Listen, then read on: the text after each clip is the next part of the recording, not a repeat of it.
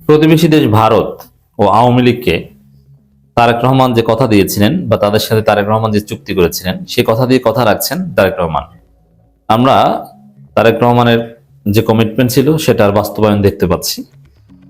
যেমন আওয়ামী লীগকে কথা দিয়েছিল ভারতের মাধ্যমে যে আওয়ামী লীগ আমাদেরকে আপনারা ভোট দিবেন, ক্ষমতা এনে দিবেন, যেহেতু বাংলাদেশে জামাত জোয়ার স্বাভাবিক যে জামাতের এবং বিএনপির ভোট সেটা হিসেব করে ডেফিনেটলি জামাত ক্ষমতা আসতো।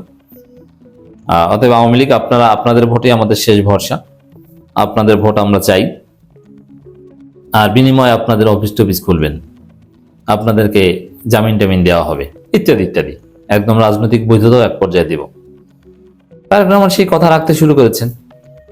তারেক রহমান জিতেছেন আওয়ামী লীগের ভোটে, এখন আওয়ামী লীগের সব অফিস খুলছে একে একে, এবং আওয়ামী লীগের লোকজন সাবেক এমপি মন্ত্রী অনেকে জামিন পেতে শুরু করেছেন। অতএব কথা দিয়ে কথা রাখছেন, এটা তো স্পষ্ট।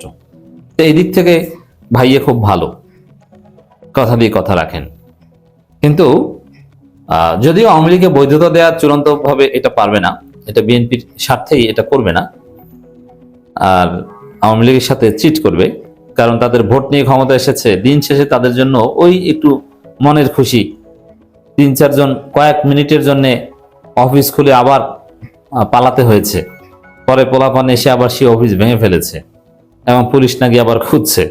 তা লাভটা হলো কি? যাই হোক, ভাই অ্যাটলিস্ট কথা দিয়ে কথা রেখেছেন। বিএনপির গ্রিন সিগন্যাল ছাড়া আওয়ামী লীগ কোনো অফিস খুলতে পারে না, এটা ভাইয়ার গ্রিন সিগন্যালেই আওয়ামী লীগ অফিস করেছে। ভাইয়া কে এটা যারা না বুঝবেন মুখস্থ করবেন। ভাইয়া বলতে এখানে তারেক রহমানকে বোঝানো হয়েছে, তারেক রহমানকে ভাইয়া বলে। যেন আপা বলতে যেরকম শেখ হাসিনা, ওইরকম ভাইয়া বলতে তারেক রহমান। তারেক রহমান নিজেই বলেছেন যে আমাকে ভাইয়া বলবেন, আঙ্কেল বলতে কেমন কেমন যেন লাগে। আর বিএনপির মধ্যে যেমন তারেক রহমানকে শেখ হাসিনার দরবারে আমি নিজে গিয়েছি, ছাত্রলীগ, আমার এখানে একটা বিব্রতকর ঘটনাও আছে। শেখ হাসিনার দরবারে গিয়েছি বা একদম শেখ হাসিনার কাছের লোকজনের সাথে একসময় মিশতাম, তখন আহ আপা বলতে হয়, এটা ভাবতাম যে আপা বলে অনেকে, কিন্তু ম্যাডাম বললে মনে হয় সবচেয়ে ভালো হয়, যেহেতু প্রধানমন্ত্রীকে ম্যাডাম বলা হয়, খালেদা জিয়াকে বলতো, এটা এটা আমরা জানি। যার ফলে শেখ হাসিনাকেও ম্যাডাম বলে আমি বিভিন্ন জায়গায় সম্বোধন করতাম, সরাসরি তাকে না, মানে তার কাছের লোকজন যে ম্যাডাম আছে কিনা, আহ কয়টা কার্ড পাঠিয়েছে, অমুক তমুক। ঈদে কোরবানিতে কার্ড পাঠাতো, ঢাকা বিশ্ববিদ্যালয় ছাত্রলীগকে দিত, এবং ওই কার্ড দিয়ে আহ শেখ হাসিনার দরবারে তার পায়ে সালাম দিতে ছাত্রলীগের ছেলেরা যেত, এবং তার সাথে আমরাও সুযোগ পেতাম মাঝে মাঝে। যাই হোক, এটা সত্য কথা, এটা ছাত্র দলের ছেলেরাও যেত, যে যেভাবে পারতো যেত। আর তিনি প্রধানমন্ত্রী ছিলেন, তার দরবারে যদি যেতে পারতো, যারা যেতে পারতো তারা নিঃসন্দেহে তাকে ধন্য মনে করত, এবং আমরাও ধন্য মনে করতাম নিজেকে।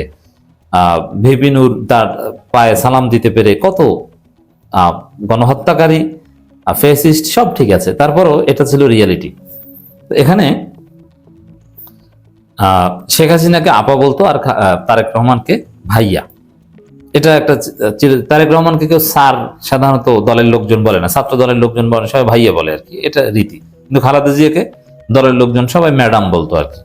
যেমন আমার কাছে স্যার ম্যাডাম বলাটাই ভালো লাগে, ভাইয়া এটা কেমন কেমন যেন লাগে। ওই আপা আপা একটা ভাব, ভাইয়া আপা মিল আছে তো। ভাইয়ার আপার মতো পরিণতি ভাইয়ার না হোক, আমরা সেটা চাই, শুভকামনা জানাই, কোঅপারেট করতে চাই। এই জন্য যে সমালোচনাগুলো করি, এগুলো যদি তারা আমলে নেয়, তাহলে ভাইয়া আর আপা হবেন না, ভাইয়া ভাইয়া হিসেবে টিকে যাবেন, সফলতার সাথে দেশ চালাতে পারবেন। আর যদি আপার পথে হাঁটেন তাহলে অবস্থা খারাপ। তো দর্শক, এখানে তারেক ভাইয়ার গ্রিন সিগন্যালেই আওয়ামী লীগ অফিস খুলছে, নইলে এটা পারতো না। আপনারা তো অফিস খোলার খবর নিয়মিত দেখছেন, আবার বৈষম্য বিরোধী ছাত্র আন্দোলনের ছেলেরা আবার সেগুলো ভেঙে চুরে ফেলছে, তারপরে আবার পালাচ্ছে তারা। এখন প্রতিবেশী দেশকে, মানে ভারতকে কি কথা দিয়ে কথা রেখেছে। আপনারা তো দেখেছেন যে ভাইয়া ক্ষমতা আসার সাথে সাথে ভারতে খুশির বন্যা। ইউনূস গেছে মানে ভারত খুশি আর খুশি। যদিও ডক্টর খলিল রহমান আছেন, এটা তারা একটা আন্ডারস্ট্যান্ডিং এসেছেন যে খলিল সাহেব তুমি থাকো। খলিল নিজেই তো সেই দিল্লিতে যে এই কয়েক মাস আগে সবকিছু ঠিকঠাক করে এসেছেন। বিএনপি খলিল ইউনূস নেক্সাস একটা আন্ডারস্ট্যান্ডিং এসেছিল তারেক রহমানের নেতৃত্বে, এবং ইউনূসও ছিল। যার ফলে তারেক রহমান ক্ষমতা আসায় ভারতে খুশির বন্যা, মিডিয়াগুলো এখন আর বাংলাদেশের সংখ্যালঘু নির্যাতনের কথা কেউ বলে না। এখন কোথাও কোনো নেতিবাচক কিছু নাই, সব ঠিক হয়ে গেছে। এখন আর মব নাই বাংলাদেশে। ভারতের মিডিয়ায় ইউনূস আমলে প্রত্যেকদিন মব নিয়ে রিপোর্ট করতো, এখন কোনো মব নাই, অথচ এখন মব বেশি হচ্ছে। আর ইউনূস আমলে যেটা হতো ওটা মব না, ওটা ছিল জনতার প্রতিরোধ। প্রকাশ্যে সুস্পষ্ট সুনির্দিষ্ট ব্যক্তিবর্গ যদি কোনো বিষয় দাবি আদায়ের জন্য প্রতিবাদ করে, ওটা মব নয়, ওটা প্রতিবাদ। আর এখন যেটা হচ্ছে যে বিএনপির লোকজন চান্দার দাবিতে দোকান ভাঙছে, এই সেই, এগুলো হচ্ছে মব। তো এখন ভারতীয় মিডিয়া এগুলো কিছু বলে না, সব ঠিক আছে। ইউনূসের আমলে ভিসা বন্ধ করে দেয়, অমুক তমুক, বাংলাদেশের কনসুলেট ভবনের সামনে ভারতীয় সন্ত্রাসীরা, উগ্রবাদীরা ঢুকে যায় এবং বাংলাদেশের কূটনীতিকরাও নিরাপদ থাকে না, তাদের পরিবার উদ্বেগের মধ্যে থাকে, 200 গজের মধ্যে ঢুকে যায়, ব্যারিকেড ভেঙে ঢুকে যায়, কত কিছু। আর এখন সব ঠিকঠাক, কারণ ভাইয়ে ক্ষমতা এসেছেন। বাংলাদেশিদের জন্য ভিজিট ভিসা সহ নানান ভিসা কার্যত ভারত বন্ধ করে দিয়েছিল, এখন সব ঠিক আছে, কোনো সমস্যা নেই। খবর, দিল্লিতে ভারতীয়দের ভিসা দেয়া শুরু করলো বাংলাদেশ। ভারতীয়দের ভিসা দিচ্ছে বাংলাদেশ। আর এটা কিন্তু ইউনূস সরকার বন্ধ করে দিয়েছিল যে না, ভিসা দেব না, তোরা ভিসা দিবি না, আমরাও দেবো না, সমানে সমান। এখন আগে ভাগে নতজানু হয়ে আগে ভারতীয়দের ভিসা দিচ্ছে ভাইয়া। আর তারপরে মোদি আঙ্কেল হয়তো বা তারপরে, বা দাদা, যা বললে ভালো হয়, মোদিকে আঙ্কেল বলে না দাদা বলে তারা, তাদের বিজেপির লোকজন, এটা আমি জানি না। যাই হোক, দাদা, হিন্দুদেরকে তো দাদা বলার একটা প্র্যাকটিস আছে। তো মোদি দাদা তিনিও ভিসা দিবেন হয়তোবা তারেক ভাইয়ার লোকজনদেরকে শীঘ্রই। রেসিপ্রোসিটি আমরা দেখব, তবে আগে ভাইয়াই কথা রেখেছেন, ভিসা দেওয়া শুরু করেছেন। সবকিছু স্বাভাবিক, মজা না? হ্যাঁ মজা। তো এটা কি নেগেটিভ? না, নেগেটিভ না। ভিসা ভাই তারা দিবে, আমরা দিব, পিপলস টু পিপলস সম্পর্ক থাকবে, আমরা এটাই চাই। ব্যবসা বাণিজ্য চলবে। এবং জামাত ক্ষমতায় আসলে, জামাতের ক্ষেত্রে তো আমরা এটা আলোচনা করেছি যে জামাতেরও উচিত ভারতের সাথে সম্পর্ক উন্নয়ন করা ন্যায্যতার ভিত্তিতে। তবে ভাইয়ের আচরণের মধ্যে একটু নতজানু ভাব আছে, কারণ আগে বাংলাদেশ ভারতীয়দের ভিসা দেওয়া শুরু করেছে, আগে ওরা করত।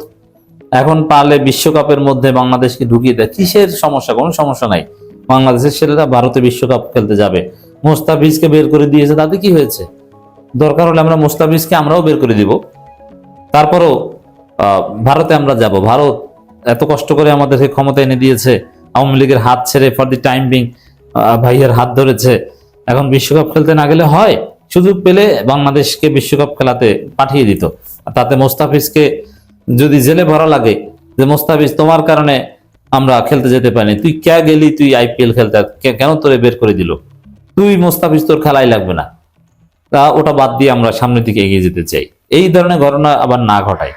যাই হোক দর্শক, কথা দিয়ে যে কথা রাখছে, আন্ডারস্ট্যান্ডিং অনুযায়ী কাজ হচ্ছে, আওয়ামী লীগের অফিস খুলছে, ভারতীয়দের ভিসা দিচ্ছে, এটা তো স্পষ্ট। আমি এটাকে খারাপ ভালো এগুলো বলছি না, জাস্ট ঘটনাটা দেখালাম।